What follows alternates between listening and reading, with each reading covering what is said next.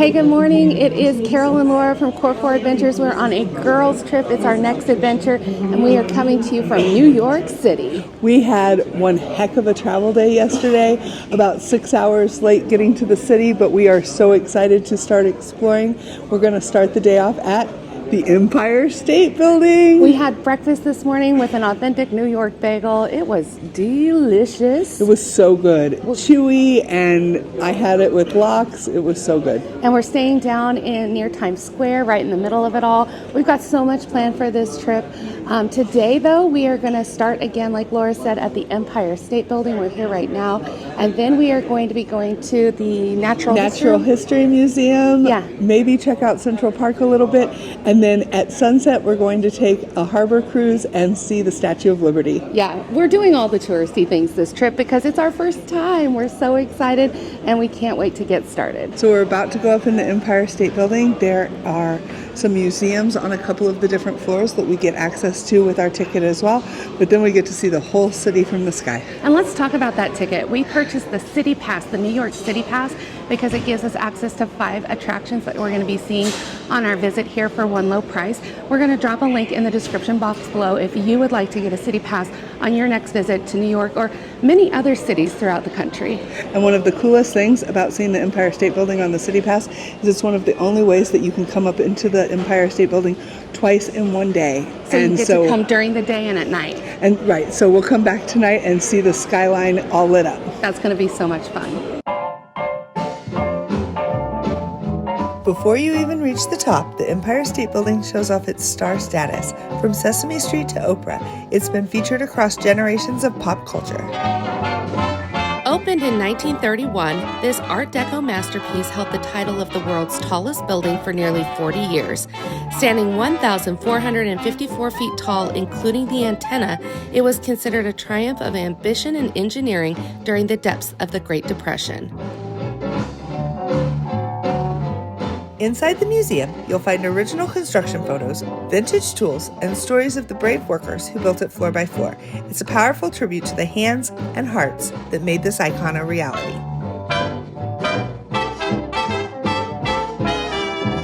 So the first part of the Empire State Building, you get to go through an exhibit, museum section where there's so many different photo ops and explanations of how they built this. It was built in an innovative way. They used new technology to build the Empire State Building, and it was built in very fast, only 410 days to build this entire structure, which is just mind-boggling.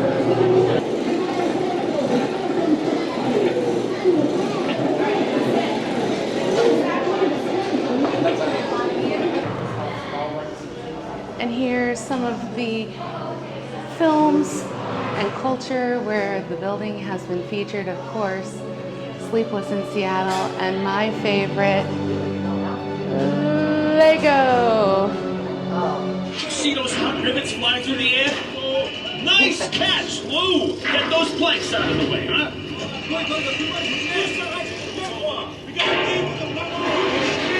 Hey, Lou! Hey, watch it! Coming up here! Hey, fellas, watch the bricks!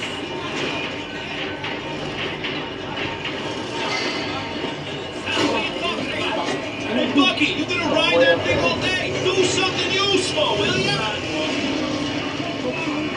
All right, we're coming up to the 80th floor. You're headed to the top of the Empire State Building right here in the heart of New York City. 80. Welcome in, folks. Right this way. Oh, yeah, I know. All right, here we are. We are on the 80th floor of the Empire State Building, this observatory where we get to see this amazing view of New York from way up here. This is incredible. What do you think, Laura? Oh, it's awesome. I think that's the Hudson River right there. Cool fact, our maiden name is Hudson. There we go.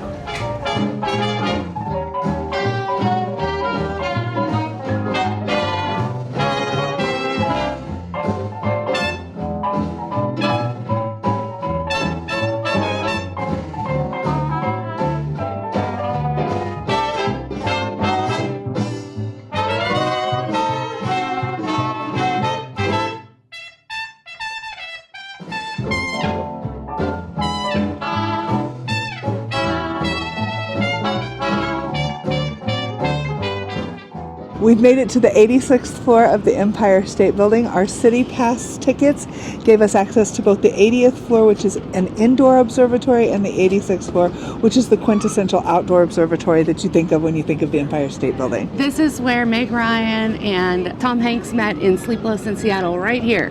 Right here? History right here.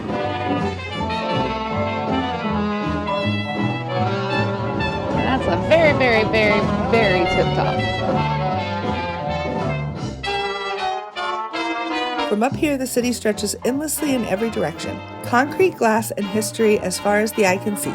You can spot everything from Central Park to the Statue of Liberty, each landmark woven into the fabric of New York City.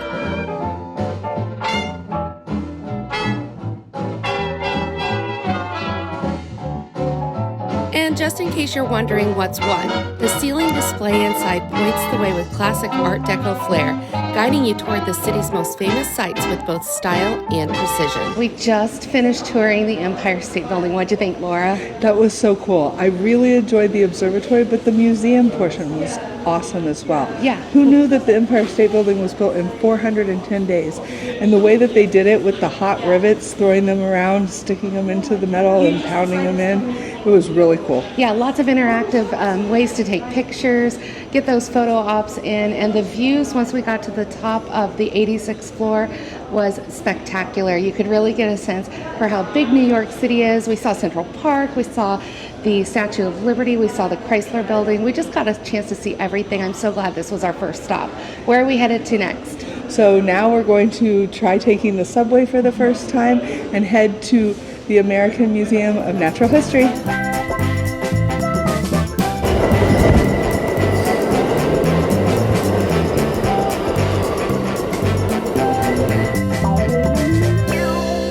So we've just rode the subway for the first time. We took it from Herald Square to 81st Street, at right where the Natural History Museum is.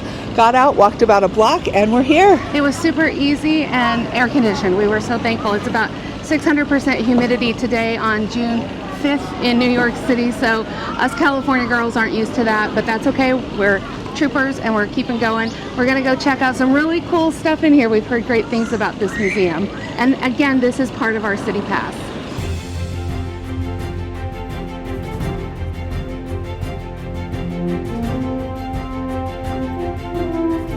It is rather hot and humid today, and we did make a rookie mistake and not bring our fans. So if you get hot easily, make sure you bring those portable fans with you. They are a lifesaver. We will be going back to our hotel room to get them after the museum. Absolutely, and we will be having them on our person the rest of the time we are in New York, and even Bermuda for that fact. These are brontosauruses, but I heard that they have more T-Rex in this museum than anywhere else in the world. Can't wait to see the dinosaurs. We just entered the museum. First of all, we're greeted by these East African elephants, which are amazing, but it's also about, 10, 15, maybe even 20 degrees colder inside this exhibit area. It's amazing. We needed that. With your CityPASS, you don't just get access to the museum, but you get to do one of the ticketed exhibits. We chose the butterfly exhibit. The next one is in about half an hour. So we have a little time to start in the museum and then go watch our butterfly exhibit. And it looks really pretty cool so far. So what you're seeing is actually a mix of real animal specimens, carefully sculpted environments, and hand-painted backdrops. Every detail is designed to capture one perfect moment in the wild, frozen in time for us to step into and explore.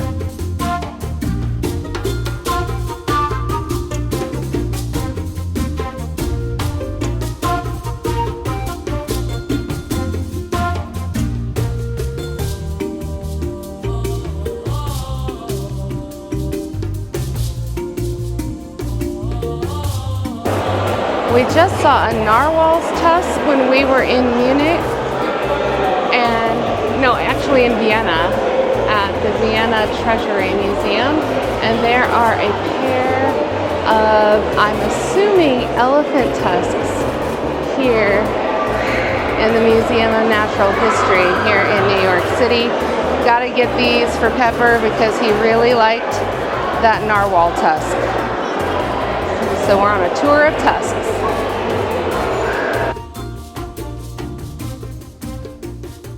As Laura said earlier, part of the CityPASS we get to get into one of the extra paid exhibits inside the museum, and we picked the butterfly vivarium. So I can't wait to go in here and have butterflies land on me. I hope that they do. That would be really, really cool. Inside is a carefully controlled tropical oasis, kept at 80 degrees with high humidity to mimic a rainforest environment. It's home to over 500 live butterflies from around the world, including blue morphos, monarchs, zebra longwings, and even silk moths. The space is filled with plenty of places for them to land and feed. You're not allowed to touch the butterflies, but if one lands on you, consider it a lucky moment. I thought that was so cool. It was warm in there because, of course, they want it to be the right environment for the butterflies, but you got to see all of these tropical plants and some colorful insects. There were some great butterflies, ones with amazing colors. I saw some aquas and turquoise. I saw a beautiful cobalt blue on the inside, and when the butterfly folded up its wings, it was brown and blended away and looked like it had an eye on the outside of the wing. Camouflage. Total camouflage. All right, now it's time to go get some lunch. We're going to be eating here in the museum.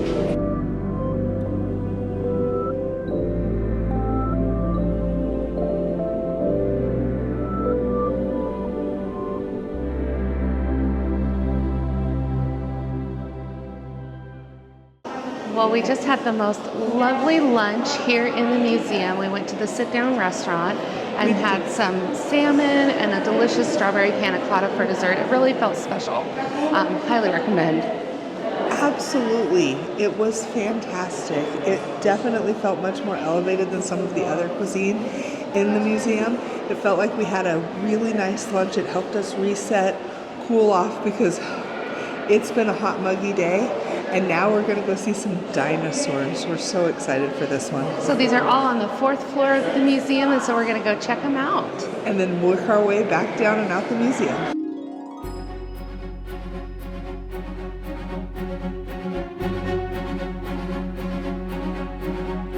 I don't know if you can get a sense for how large this is, but this is just humongous skull. So could you imagine how large the animal was that this belonged to? Just huge. Let's put Laura in for scale. Laura for scale. There is a giant, and I mean giant, like turtle skeleton up here. At this point, we all know I love turtles. And look at these. This is humongous. It's like the size of a Prius. Okay, this one maybe might be a small little Prius. Smaller than a Prius. Here, me for scale. Laura Little for smaller scale. than a Prius, but the one directly over my head is the size of a small car. Look at his little face. He's so cute. He looks happy. He's definitely smiling.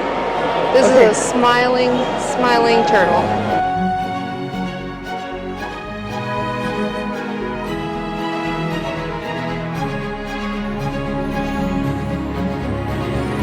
All right, we have found the largest dinosaur in the museum. They said that this is part of the titanosaurs, and it is the space of this entire room. He just keeps going and going. And if you can believe it, y'all, this was a plant eater. It grew this big and it was a vegetarian. Look how long that neck is. Just incredible.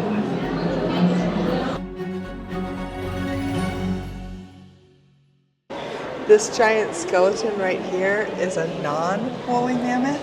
There were lots of woolly mammoths that had woolly fur to keep them warm, but this non-woolly mammoth lived in the southern parts of the United States that were not covered by glaciers, so they didn't need that. They had a long trunk like an elephant, and of course the giant tusks that you see. One of the things that I really think is neat about these fossils, these large ones of these mammoths, is that each exhibit shows you a little version of what it would look like right there if it was alive. So you can see its large skeleton, but then you get a little version of it of what it would be like if it was still around on the earth today. Okay, this one is terrifying. He's standing up on his hind legs because it is the ancestor to the bears. It is a cave bear. It's an ancestor to the largest living bears living in the Arctic, but it only lived in Europe, in the caves in the Alps. When Pepper goes out, he only has a couple of rules. One of them is not to get arrested, and the other is not to fight bears. Don't fight bears. You would lose against this guy.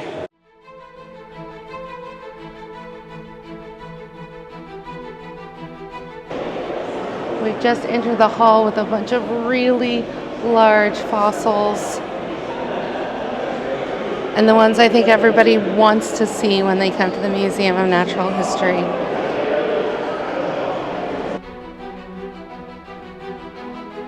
It's not 100% known why the Triceratops developed the big horns and frills.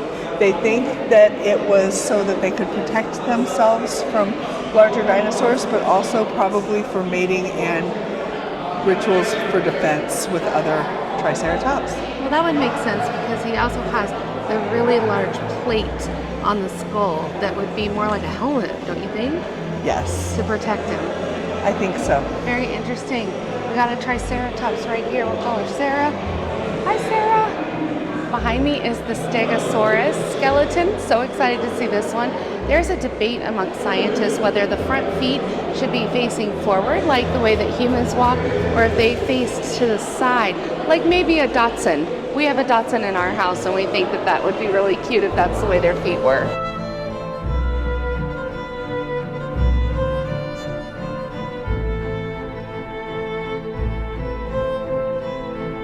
So we found the T-Rex, the most popular dinosaur in the whole museum. He's got tiny little arms, and they said that they would have been relatively weak compared to the rest of his body. All right, the dinosaurs were so cool, but we just found this area of the museum and we had to come and see it. It is the Gems and Minerals area, and with as much as we like to see crown jewels, this was right up our alley. You know we couldn't resist an exhibit about gems and minerals. We can't wait to learn so much about them. Currently, we are standing right in front of this giant geode of amethyst. We're going to go check out the section and let you know. This whole area teaches you how minerals form, what gives them their colors, and how gems are shaped by both nature and science. You'll see everything from giant crystal formations to tiny polished stones, each one with its own unique story. Some minerals can change color based on the lighting that it's in. This mineral is in white light right this moment, and you can see it looks perfectly white. But in just a second, it's going to change to long wave UV light, and you will see a completely different color, and then shortwave UV light, and it's going to change again. We just found the mother lode of all of the cut gemstones and all of the jewelry. We're not going to be able to talk about all of these, but they are spectacular. There's a few that we've got to share with you. My birthstone is garnet because I was born in January, and garnet comes in a rainbow of colors, as you can see behind me. So speaking of coming in lots of different colors, these are sapphires, and sapphire comes in every color of the rainbow. But you won't see a red sapphire represented here because red sapphires were declared rubies centuries ago, and we have kept that nomenclature. These are my all-time favorites because right here you've got these beautiful aquamarines. Look how gorgeous those are. Aquamarines are the class of gemstones called beryl, and right above that, those peachy pink gemstones are morganites. Fun fact, my last name is Morgan. And of course, what's a gemstone if you don't put it in some jewelry? So that jewelry from ancient times was great in the other room, but this is Van Cleef & Arpels' collection of modern gemstones and jewelry. Okay, that was just the coolest ever. I really enjoyed all of the gemstones and the minerals and getting to see all of the jewelry. That was a true highlight of this museum today, don't you think, Laura? Yes, you know, we saw lots of them within crowns in the last year, but to see all of those loose gemstones and minerals, as well as a few set in settings, it was absolutely just amazing. I wasn't expecting it. I really was not expecting to see that today. I was expecting to see a lot of skeletons and animals and dinosaurs and all that good stuff, but that one was just a pleasant surprise. So if you get a chance to come out to the Museum of Natural History, you've got to do it. Don't miss this section. We are going to end our day here at the Natural History Museum with the Hall of Ocean Life. It seems fitting to wrap up with the largest animals on the planet. We've seen a lot of amazing things today, but after 15,000 steps, nothing compares to this. It's an elevator. We walked off the elevator and were greeted by a very familiar sight. These are the elephant seals that live along the central coast of California, right near San Simeon. You can see them. We can go see them most of the year there. And this looks very familiar. So from the opposite end of the country, now we've got the manatees. This one's actually from West India, but of course they have some in Florida as well. So what do you think the plural of walrus is? Is it walrus? I do think it's walruses. Walrus just doesn't sound right. It's a polar bear. They're so pretty. Fun fact, a polar bear's fur is actually clear, but their skin is black. Their skin is black so that it absorbs more of the light from the sun, so it gets more heat. But the clear fur helps it to blend into the environment better so it doesn't get attacked. And we found the otters, which are also native to where we live. You see them frequently in Morro Bay, California. So one of my favorite things to do is to drive out to the rock and see the otters playing in the ocean. I couldn't be more excited about this one. It is the dolphins. They are my favorite animal of all time. I even have a tattoo of a dolphin. And so these are just adorable. They've got so much energy. I love spotting them out in the water whenever I can. I hope to see some on this trip. Getting to see these exhibits makes me think how lucky we are to live on the central coast of California, because we also get to see harbor seals all the time. So many of these we get to see on a frequent basis just because of where we live. We are so lucky. So we just finished the Natural History Museum. This is a must-see if you come to New York City. If you've never been here, you really need to do this. Yeah, we had such a fun day today. We got to see some dinosaurs, some beautiful gemstones and minerals. We had a delicious lunch. It was so relaxing and lovely. And we finished it off with seeing the Ocean Life exhibit. There is so much to do and see in this museum. You could spend a day or two here for sure. We are getting ready to go back on the subway and head over to our next stop, which is going to be a harbor cruise this night, right? A harbor cruise where we're going to get to see the skyline from the water and the Statue of Liberty.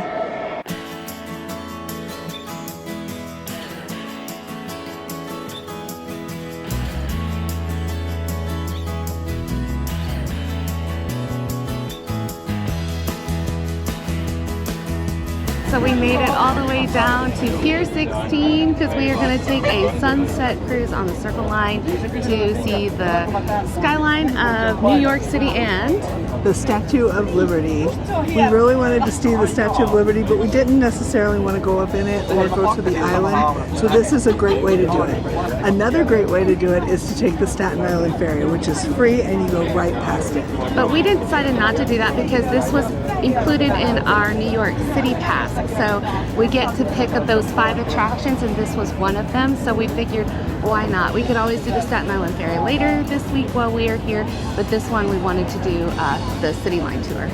Absolutely, and this one is a sunset cruise, so who doesn't love a sunset harbor cruise? Can't wait.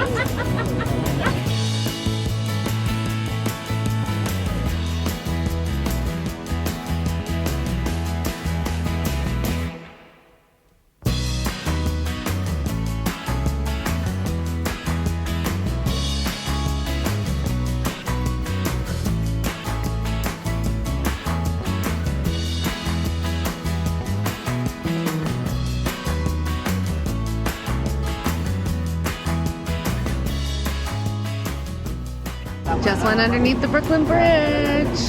It is truly a spectacle to see. They say you can walk across it. It's about a mile long. We're probably not going to do that. We don't have enough time or inclination.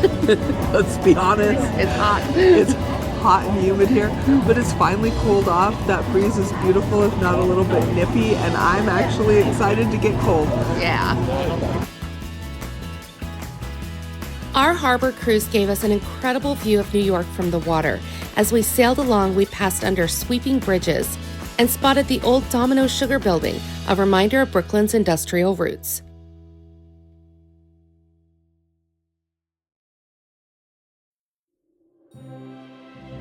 Next, we pass the famous orange Staten Island Ferry. It's free to ride and runs 24 hours a day and sails right past the Statue of Liberty. One World Trade Center stands in the footprint of the original Twin Towers, a powerful symbol of resilience. Just beyond it is Ellis Island, once the gateway for millions of immigrants arriving in search of the American dream, watched over by the Statue of Liberty herself. So what do you think, Laura? The Statue of Liberty. It is magnificent. All lit up. You can see the crown lit up. You can see the torches lit up. Oh, I'm so glad that we came in the evening so that we could see the lights. What do you think?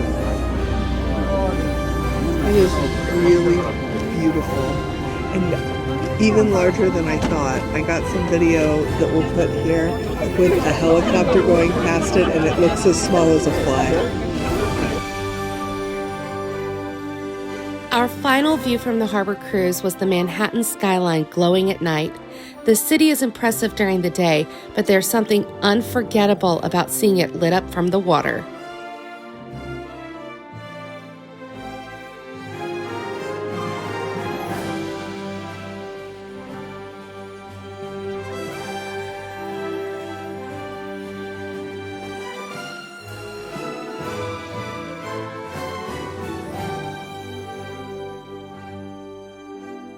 So we just got off the Circle Line cruise, and that was amazing. It was so much fun. We got to see so many things. Yeah, I highly recommend doing this.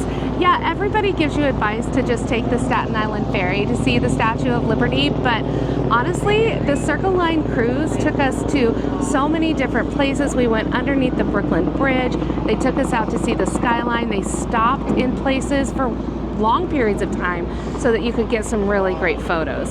Yeah, the Staten Island Ferry is not going to spend 10 minutes right by the Statue of Liberty to give you ample time to get lots of great pictures and video. Well worth it. Yeah, and we even got to see a couple get engaged right in front of the Statue of Liberty. That was pretty special. That was pretty cool. They were from Italy. It really was special. They took an amazing trip to come get engaged. It was so much fun. And not only that, but we made some friends on the ship, on the boat tour. Chris, Gino, and Trish from Arizona and New York. We just really enjoyed chatting with them, and I hope that they had a great time. We may run into them later because we are headed back now to the Empire State Building. Right. Remember, if you get that CityPASS, you get to go up in the Empire State Building twice in the same day. Once at whatever time you pick, and then once after 9 p.m. And we're definitely going to do that because the lights are now on in the city. It's dark outside, and it's a totally different vibe. So let's go. Well, we're back at the Empire State Building. It's about 10:15 at night. You do have to wait until after 9 p.m. with the CityPASS to come back for your second visit. And we're so glad that we did because we're going to get to go up to the observation deck and see the city with all the lights on. This should be something special. And it's going to feel like we pretty much have it to ourselves because we just saw the first group of people since we walked in the door other than us. Yeah, it's pretty quiet around here tonight, but we're so excited to get up there. Totally different experience at night. We were like, one other person was in our elevator with us, and we stepped out on the 80th floor, and it is just a stunning view of all the lights on in Manhattan. It is going to be well worth the trip back here to see this at night, to see the skyline all lit up. And I would say even if you only have one chance to go up in the Empire State Building, I might just do the nighttime one instead of the daytime. It's definitely much less crowded and cooler. Yeah, the lights are fantastic. And you really get to see the lights. And this is why you come up in the Empire State Building at night, because you get to see all of these lights. It's breathtaking. And I love how you can get a 360-degree view of the city just by walking around this observation deck. It's so beautiful.